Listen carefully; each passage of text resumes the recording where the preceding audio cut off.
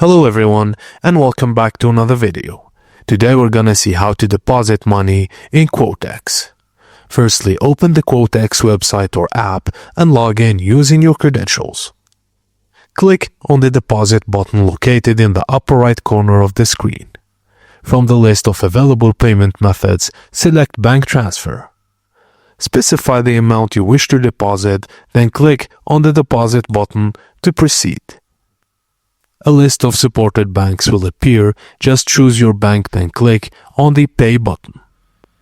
You will be redirected to your bank's online service. Log in using your bank credentials and complete the transfer by following your bank's instructions. Once the payment is successful, the funds will reflect in your Quotex account. You may receive a confirmation message both from your bank and Quotex.